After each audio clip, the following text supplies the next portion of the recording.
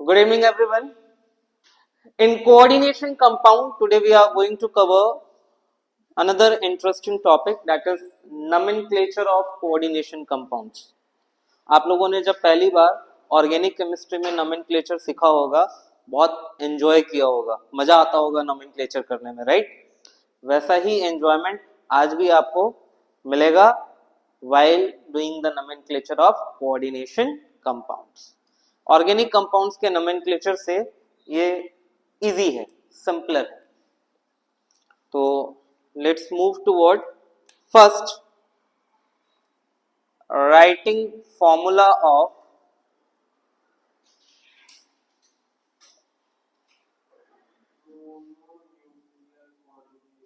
Mononuclear coordination compound.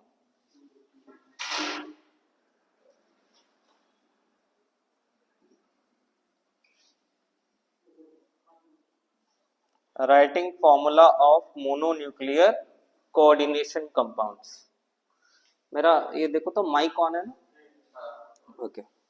Writing formula of mononuclear coordination compounds, इससे क्या समझना है कि here the name of the coordination compound will be given and from the name of the compound you will have to write formula of that coordination compound. उसके IUPAC name से आपको formula compound का लिखना होगा, right? तो while writing the formula you have to follow few rules. वो rules sequentially आपके NCERT में भी दिए हुए हैं और वो रूल्स एक बार मैं भी बोलूंगा और फिर हम कुछ एग्जांपल्स के थ्रू से समझेंगे. सबसे पहला रूल ये है that while writing the coordination compound, the formula of coordination compound, you have to write central metal atom first. सबसे पहले आपको क्या करना है? central metal atom लिखना है. that means symbol of the central metal atom, right? उसके बाद you have to write ligands in their alphabetical order. central metal atom के जस्ट बाद फिर क्या आएगा? ligands in their alphabetical order. ligands को आप उनके alphabetical order में लिखोगे. जैसे मान लीजिए कि अगर किसी कोऑर्डिनेशन कंपाउंड के नेम में क्लोरिडो और अमाइन, ये दो आ रहे हैं लिगेंड के लिए, क्लोरिडो एंड अमाइन, तो आप फॉर्मूला लिखते वक्त पहले क्या लिखोगे? Amine NH3 and then you will be writing chlorido, that is Cl. okay, so it will be written in alphabetical order. जो alphabetical order में पहले होगा उसी का सिंबल, उसी का फॉर्मूला पहले लिखाएगा. ligands will be written in alphabetical order. कई बार ligands ऐसे भी होंगे, खास करके पॉलीडेंटेड ligands, जिनके लिए एब्रीविएशन यूज किया जाएगा. जैसे इथिलीन डाइअमाइन. इथिलीन डाइअमाइन के लिए we write abbreviation as EN. Abbreviated ligand के फॉर्म में लिखते हैं उसको, we write it as EN. तो when we are writing it in abbreviated form, there also we will be following the alphabetical order. उस वक्त भी क्या फॉलो करेंगे? Alphabetical order of the name of the ligand. ठीक है? Also these polydentate ligands will be enclosed in parenthesis. इनको हम छोटे ब्रैकेट में enclose करेंगे. It will be enclosed in parenthesis, means small bracket. And this central metal atom along with ligands in the alphabetical order, this all will be enclosed in square bracket. Central metal atom और उसके बाद आने वाले ligands alphabetical order में, ये सभी किसके अंदर एनक्लोज होने चाहिए? In the square bracket, right? You have to give the appropriate charge over the square bracket. And how the charge will be calculated? That charge is nothing, it is calculated from the oxidation state of the central metal atom and the ligands used. Charge कैसे मिलेगा? Central metal atom के oxidation state और ligand के charges से, उन्हीं से calculate करके you will get the charge of the complex और the coordination compound. If there is a negative charge complex, अगर आपके स्क्वायर ब्रैकेट पे नेगेटिव चार्ज आ रहा है, then that negative charge is actually balanced by cation.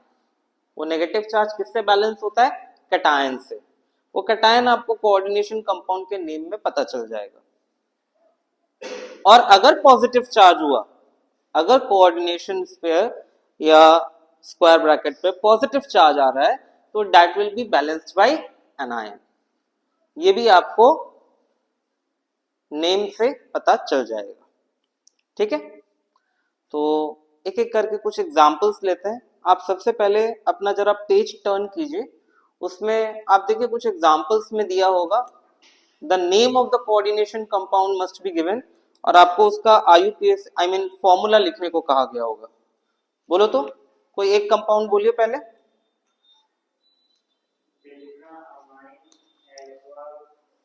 Tetra amine, tetra amine aqua chlorido cobalt 3 chloride. चलो Sunny यहां ध्यान देना, क्या कहा मैंने? रूल का सबसे पहला रूल क्या है? You have to write the central metal atom first. सबसे पहले क्या लिखना है? Central metal atom. बोले यहाँ पे सेंट्रल मेटल एटम क्या है, कैसे पता चलेगा सेंट्रल मेटल एटम के बारे में? ना, वो तो लिगेंड है। सेंट्रल मेटल एटम ये रहा। ट्रांजिशन मेटल ढूंढ लेना है, इसमें मोस्टली ट्रांजिशन मेटल ही होगा। तो कोबाल्ट, तो मैंने पहले लिखा कोबाल्ट। कोबाल्ट के सिंबल में C कैपिटल O स्मॉल। और अब ज्यादा दिमाग लगाने की जरूरत नहीं है, लिगेंड ऑलरेडी यहां अल्फाबेटिकल ऑर्डर में ही होते हैं। Ligands are in alphabetical order only, तो you have to write this ligands in this particular order only. Amine मतलब हो गया NH3, टेट्रा है मतलब 4, उसके बाद आता है एक्वा मींस H2O, उसके बाद आता है chlorido that means Cl, then bracket over. ठीक है, हाँ रुक जाओ, कंप्लीट नहीं हुआ है अभी। अब ये जो 3 है ना, ये 3 एक्चुअली कोबाल्ट का ऑक्सीडेशन स्टेट है। कोबाल्ट का ऑक्सीडेशन स्टेट क्या दिया है? +3। अमाइन न्यूट्रल लिगैंड है, इसका ऑक्सीडेशन स्टेट होता है 0। वाटर भी न्यूट्रल लिगैंड है, इसका ऑक्सीडेशन स्टेट होता है 0। और क्लोरिडो नेगेटिव आयन होता है, इसका चार्ज है -1। इन सभी को आप ऐड करोगे तो क्या मिलेगा? +2। और इस +2 चार्ज को बैलेंस करने के लिए यहां बाहर कितने क्लोरीन आने चाहिए? हो गया tetra amine aqua chlorido cobalt 3 chloride. Simple. चलिए इसी तरह एक और एग्जांपल लेते हैं। बोलिए नेक्स्ट।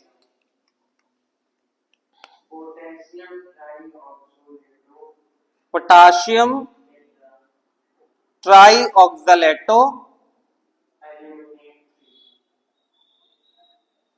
Aluminate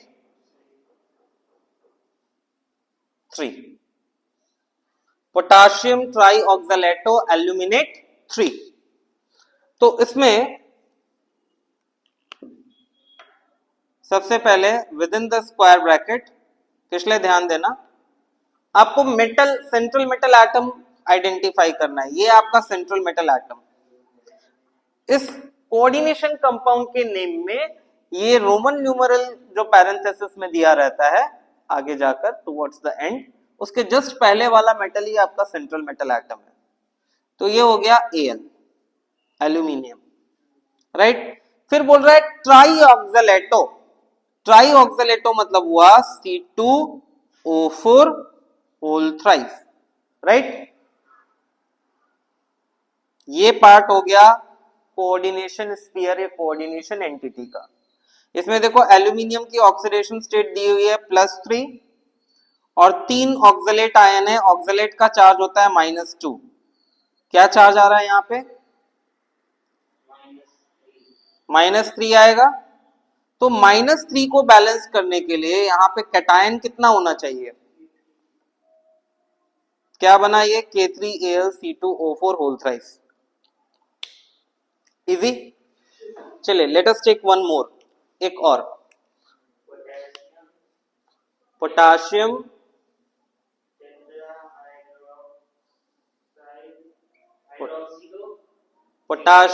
टेट्राहाइड्रोक्सिडो zincate 2। चलिए अब आप लोगों का टर्न। ये मैंने डाला स्क्वायर ब्रैकेट। चलो कहां से किससे शुरू करें? किसले से स्टार्ट करते हैं।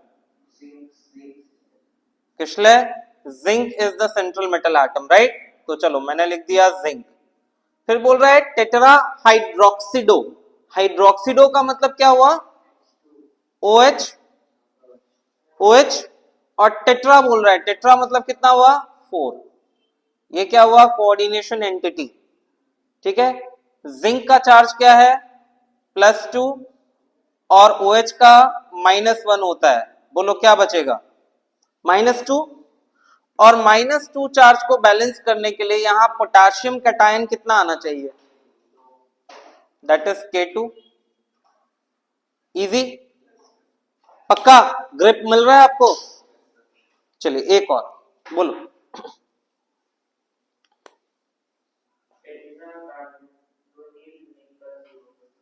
टेट्रा कार्बोनिल निकल 0। टेट्रा कार्बोनिल निकल 0। ये तो और सिंपल है। बोलो शौर्य। Ni, ये सेंट्रल मेटल एटम। कार्बोनिल का मतलब हुआ CO, carbon monoxide, NiCO4। That's it. क्योंकि इसमें ये न्यूट्रल लिगेंड है और निकल का ऑक्सीडेशन स्टेट 0 है, तो there will be no charge, no cation, no anion. Okay, easy, पक्का।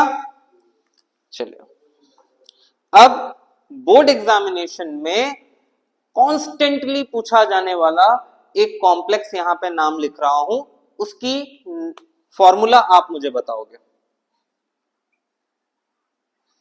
आयरन 3 हेक्सासाइनिडो या हेक्सासाइनो भी लिखा होता है, फेरेट 2। Iron 3 हेक्सासाइनिडो ferret 2। चलिए ये मौका हम देते हैं सर्वप्रथम को। हाँ, ferret is Fe+2 is ferret. हाँ बोलो। पहले आएगा FeCN6। बहुत बढ़िया, वेरी गुड। चलिए अब चार्ज डिटरमाइन करते हैं।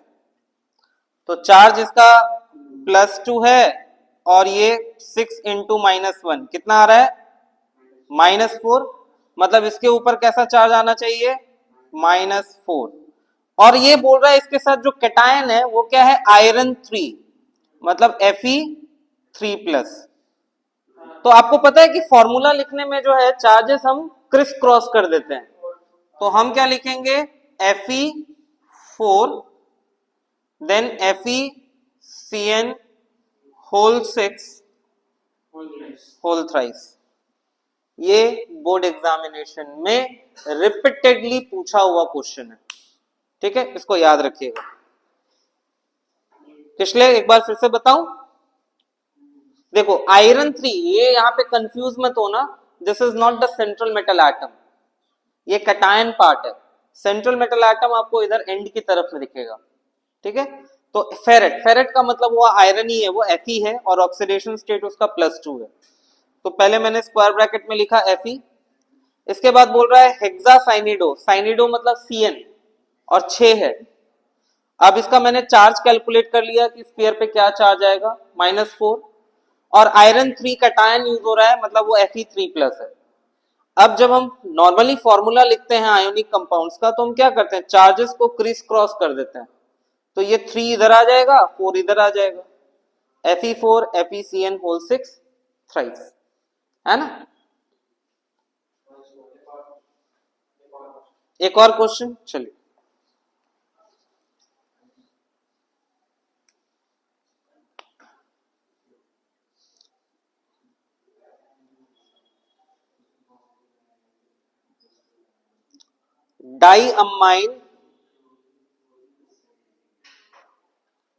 Diamine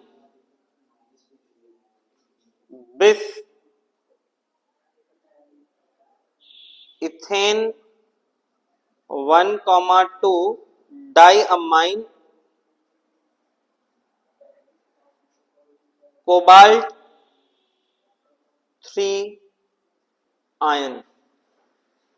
diamine bis ethane 1,2 diamine cobalt 3 ion.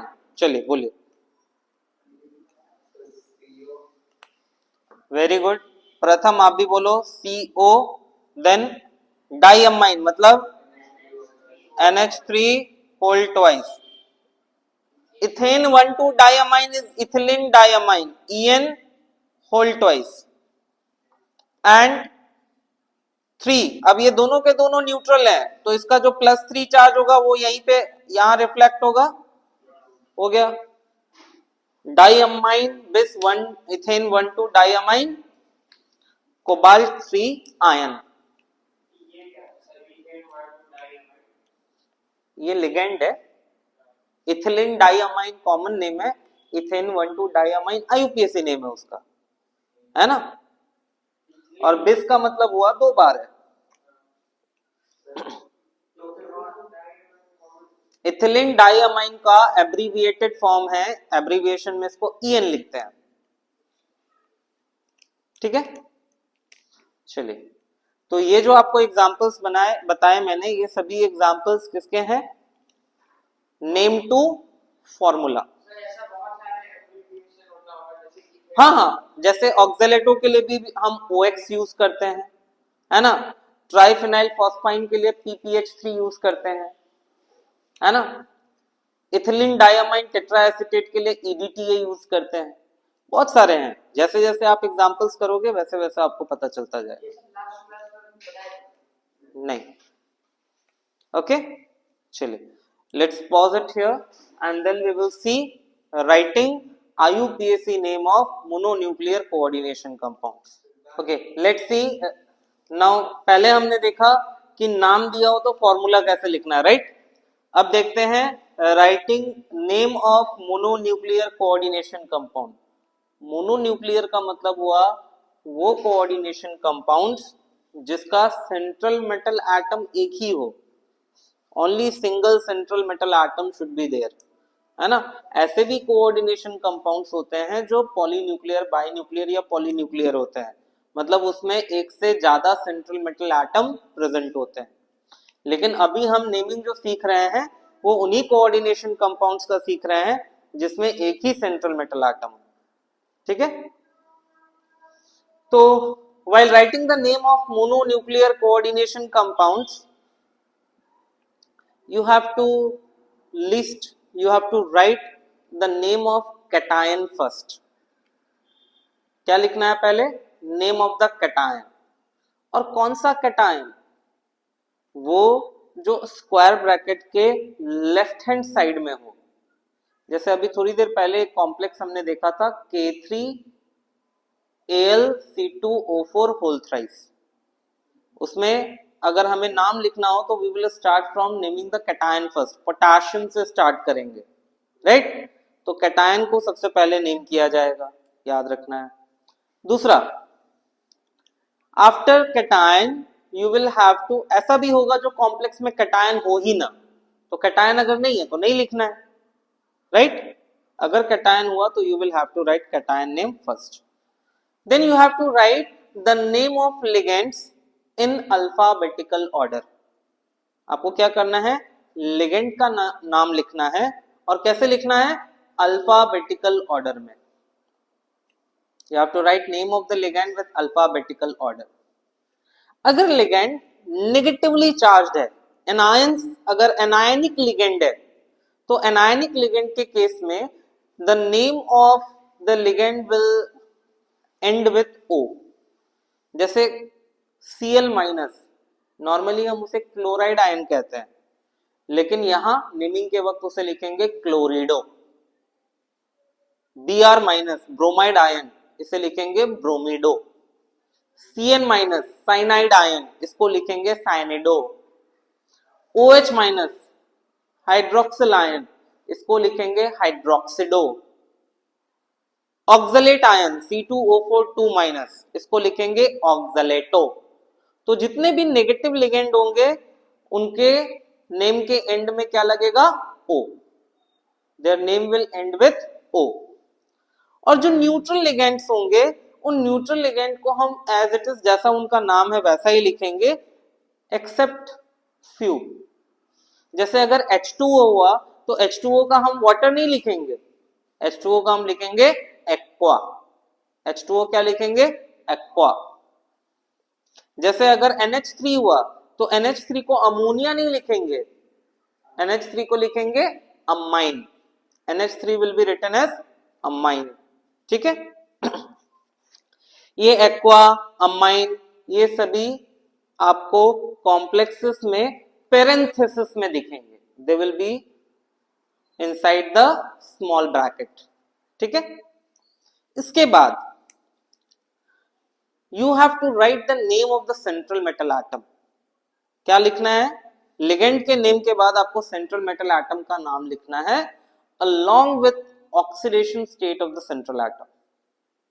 इसमें यह ध्यान रखना है कि अगर कॉम्प्लेक्स पे, मतलब वो स्क्वायर ब्रैकेट पे अगर नेगेटिव चार्ज या न्यूट्रल हो, मतलब कोई चार्ज ना हो या फिर पॉजिटिव चार्ज हो, तो इन दोनों केस में कैटायन का मतलब सेंट्रल एटम का जैसा नाम है वैसा ही लिखोगे। If there is no charge over the square bracket और if there is a positive charge on the square bracket, the name of the central atom will be written as it is। जो नाम है वही नाम लिखोगे with the oxidation state in parenthesis। लेकिन अगर उस कॉम्प्लेक्स पे नेगेटिव चार्ज आ रहा हो, then the name of that central metal atom will end with the suffix ATE। उसमें क्या सफिक्स आएगा? सेंट्रल मेटल एटम के नाम में क्या सफिक्स आएगा? ATE। जैसे कोबाल्ट को लिखा जाएगा कोबाल्टेट, एल्यूमिनियम को लिखा जाएगा एल्यूमिनेट, एंड सो ऑन। जैसे जैसे एग्जांपल आएंगे मैं फिर से ये पॉइंट्स को डिस्कस करता जाऊंगा। ठीक है, तो स्टार्ट करें। चलिए कुछ कॉम्प्लेक्सेस बोलिए। पहला कॉम्प्लेक्स बोलिए कोई भी। PTNH3 whole twice ClNO2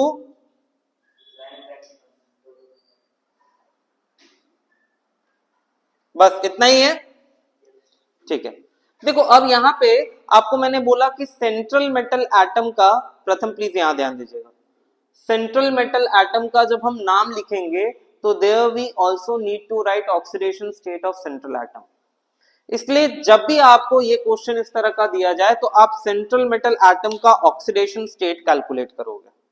first यहां पे मैं कैलकुलेट कर लेता हूं। कैसे करूंगा? इसको x कंसिडर करूंगा +2 टाइम्स, ये न्यूट्रल है तो 0, फिर क्लोरिडो है, क्लोरिडो इज -1 और नाइट्रिटो है ये भी -1। चार्ज यहां पे कुछ भी नहीं है मतलब 0। इसको सॉल्व कीजिए, x इज इक्वल टू क्या आया? +2। मतलब ऑक्सीडेशन स्टेट प्लैटिनम का क्या है? +2। अब यहां पे कोई कैटायन तो है नहीं, डायरेक्ट लिगेंड से शुरू करेंगे। हम लिखेंगे diammine chlorido, chlorido, after that nitrito N, nitrito N। क्यों नाइट्रिटो N? क्योंकि ये नाइट्रिटो ग्रुप जो है, ये लिगेंड जो है, ये एम्बिडेंटिक लिगेंड है।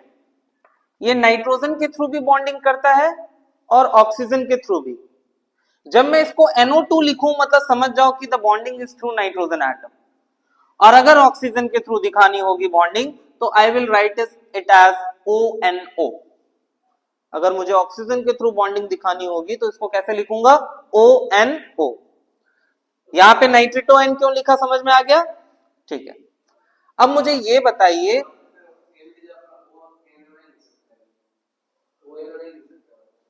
नहीं नहीं सिर्फ नाइट्रेटो लिखेंगे,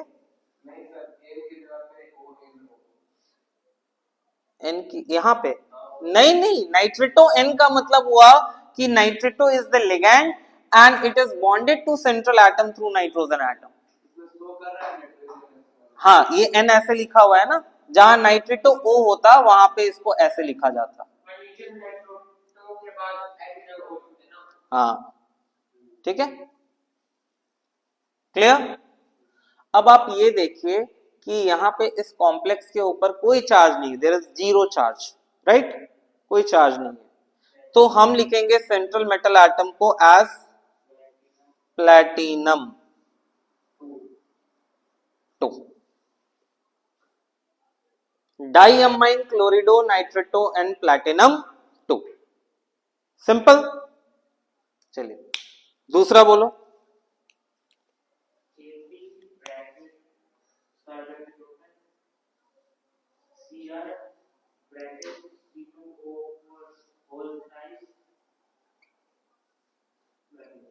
ठीक है, अब यहां पे देखो शुरुआत कहां से हो रही है, शुरुआत हो रही है पॉजिटिव आयन कैटायन से, राइट। हाँ लेकिन एक बार फिर लिगेंड का आई मीन सेंट्रल एटम का ऑक्सीडेशन स्टेट तो जरूरी है।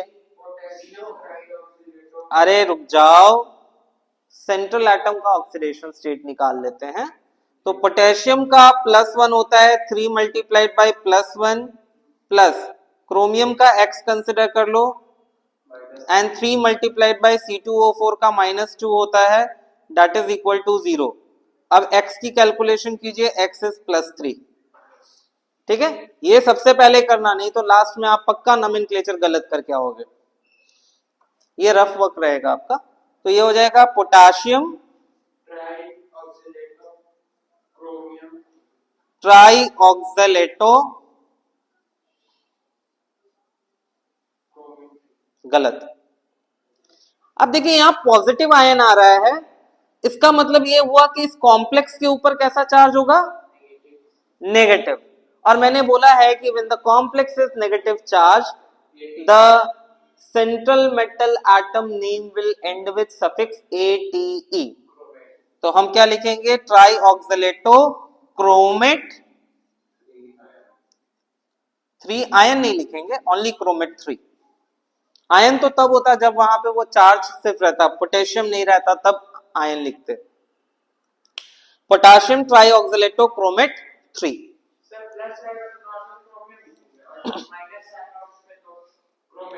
क्रोमेट लिखेंगे, अगर कोई चार्ज नहीं है न्यूट्रल है तो भी क्रोमियम लिखेंगे। चलो नेक्स्ट, COCl2 होल ट्वाइस,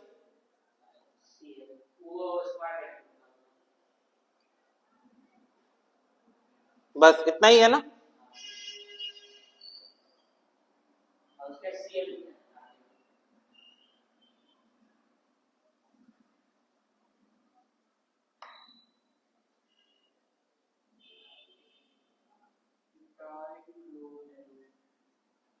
चलिए बोलिए, पहले कोबाल्ट का ऑक्सीडेशन स्टेट कैलकुलेट करेंगे। तो कोबाल्ट की ऑक्सीडेशन स्टेट हो जाएगी यहाँ पे x + 2 × -1 + 2 × 0 + -1 इज इक्वल टू 0। पता चला क्या किया, पक्का। चलिए -2 -1 -3 x इज इक्वल टू +3। एक स्टेज पे आके ना ये ओरल कैलकुलेशन हो जाना चाहिए। अभी तो मैं लिख लिख के बता रहा हूं क्योंकि आप बिगनर्स हो, एक स्टेज पे आके इसको रफ करने की भी जरूरत नहीं पड़नी चाहिए, खुद व खुद देख के ही ऐसे फटाफट निकल जाना चाहिए, ऐसी प्रैक्टिस करनी है। ऐसे भी एज सच ये कॉन्सेप्ट 11th का है, रेडॉक्स चैप्टर का, रेडॉक्स रिएक्शंस का। चलो तो इसको बोलेंगे डाइक्लोरिडो डाइक्लोरिडो बिस इथेन 1,2 डाइअमाइन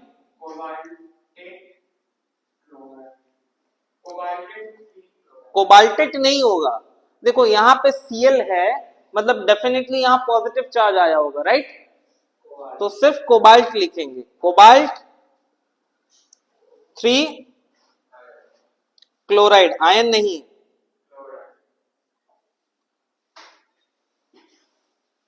इजी। चलिए अब 4 क्वेश्चन करेंगे। हाँ बोलो।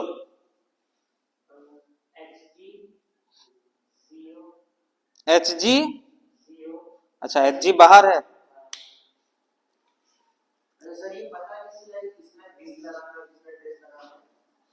अगर 2 हुआ, अगर इस तरह के लिगेंड 2 हुए तो बिस, 3 के लिए ट्रिस, 4 के लिए टेट्राकिस।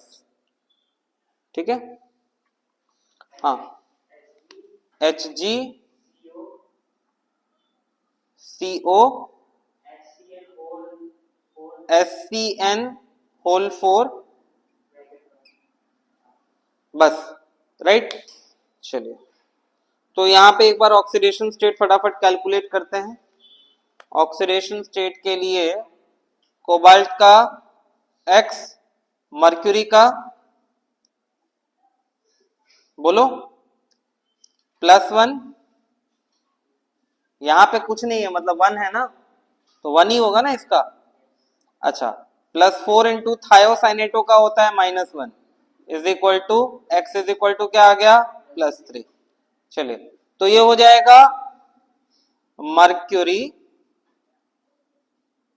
1 नहीं लिखोगे तो भी चलेगा, टेट्रा थायो, एक मिनट, टेट्रा थायो साइनेटो एस कोबाल्टेट 3। क्यों लिखा एस बताओ? ambidentate ligand and the bonding is through S, that is why it is written like this, tetrathiocyanato S cobaltate 3। easy है ना? और कुछ नहीं एग्जांपल्स? थोड़ा रुको स्पेस क्लियर कर लेता हूं, इसको पॉज करो तो। रेडी? चलिए नेक्स्ट बोलिए। शौर्य, प्रथम।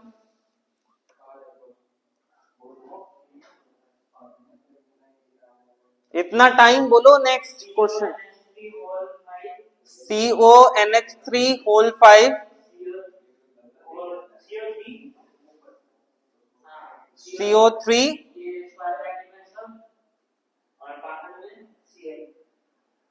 बाहर में Cl। चलिए कौन करेगा इसको बोर्ड पे? कम हियर, आ जाओ प्रथम, आ जाओ, come fast. Carbonato, CO3 2- carbonate ion कहते हैं, तो ये हो जाएगा कार्बोनेटो।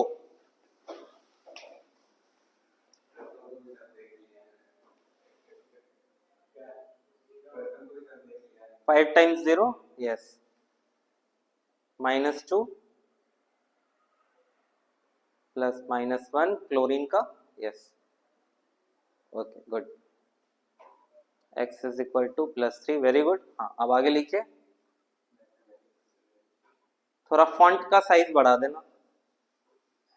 हाँ नहीं ठीक है, दिस इज पेंटा, स्पेस नहीं होगा। IUPAC नोमेनक्लेचर चाहे ऑर्गेनिक कंपाउंड की हो या इनऑर्गेनिक कंपाउंड की हो, कोई स्पेस नहीं होता। तो पेंटा और अमीनो नहीं होता है, अमाइन होता है। AMM,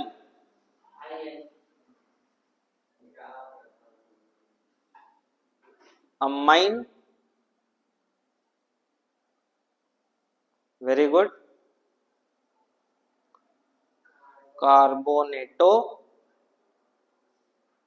कार्बोनेटो, then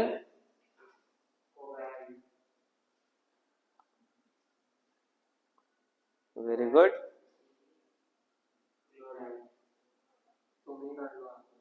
cobalt 3 chloride. Good. चलिए, पेंटामाइन कार्बोनेटो. कार्बोनेटो में ये ई नहीं ए होगा. ठीक है, दिस इज कार्बोनेटो. चलिए बोलो प्रथम. Next, I mean sorry, next question. Exercise में देखिए, PtNH3 whole twice Cl. Cl के बाद NH2 CH3 होल ट्वाइस. अच्छा, ये होल ट्वाइस नहीं है. दिस इज इन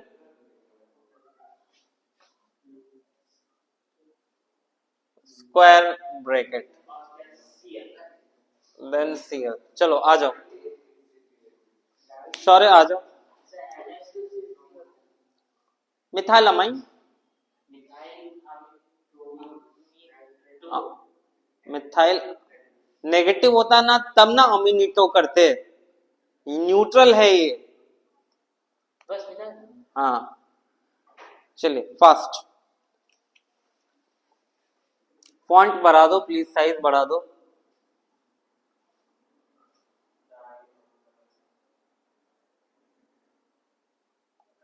थोड़ा स्पीडली.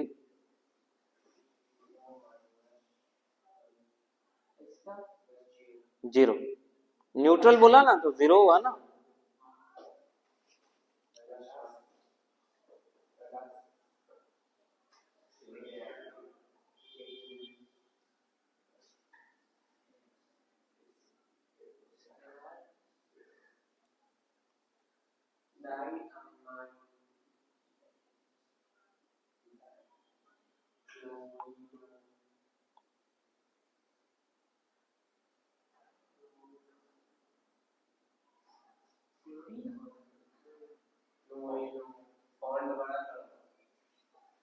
फॉन्ट साइज बढ़ाओ ना. हाँ. डाई अमाइन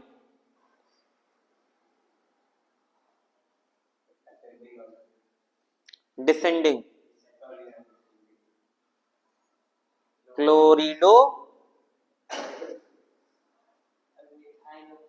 हाँ.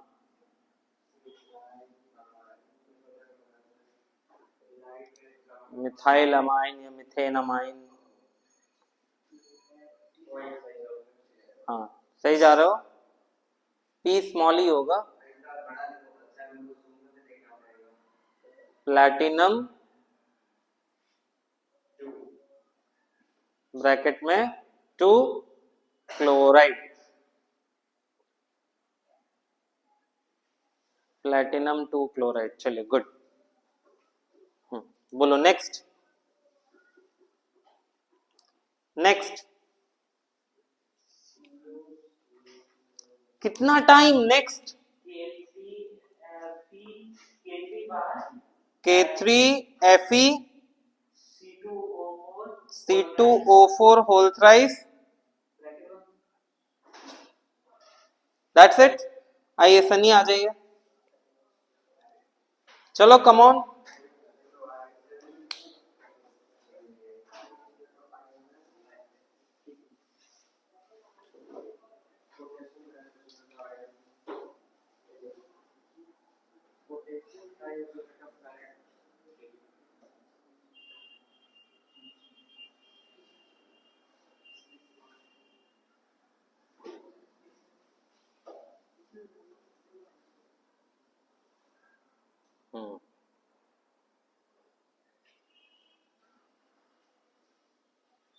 चलिए गुड. अब नाम लिखो.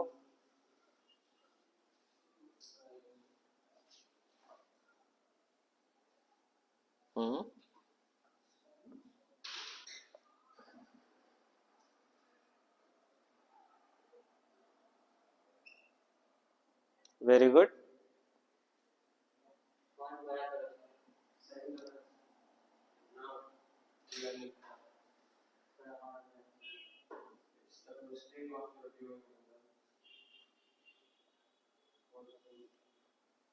पैरेंथेसिस में। ऑक्सीडेशन स्टेट जो आपने लिखा ना वो छोटे ब्रैकेट में आएगा।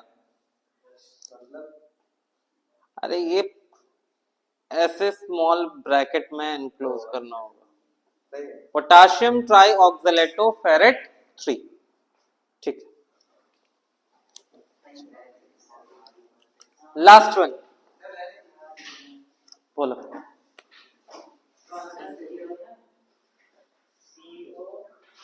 CO NH3 होल 5 Cl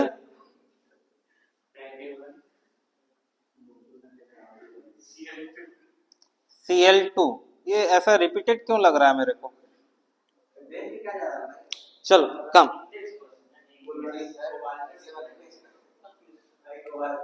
पहले कोबाल्ट की ऑक्सीडेशन स्टेट निकालिए।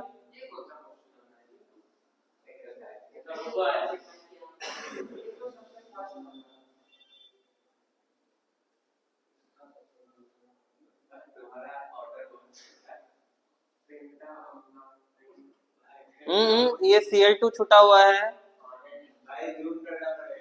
Cl2 छुटा हुआ है ना? तो +2 into -1, 2 into -1 that is equal to 0।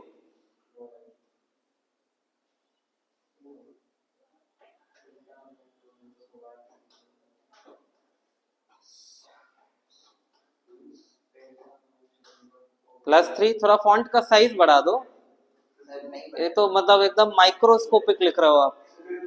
चलिए x इज इक्वल टू +3, बैठ जाओ ना आराम से। +3 यस। हाँ चलिए अब नाम लिखिए। लिगेंड स्टार्ट करोगे, लिगेंड पहले अल्फाबेटिकल ऑर्डर में। कैसे अमाइन? कैसे? पहले उसका प्रीफिक्स लिखना होगा ना, 5 टाइम्स है वो। तो पेंट या पेंटा। हाँ थोड़ा फॉन्ट का साइज बढ़ाओ, बहुत छोटा लिख रहे हो। और सिर्फ पहला अल्फाबेट कैपिटल होगा। पेंटा फिर अमाइन।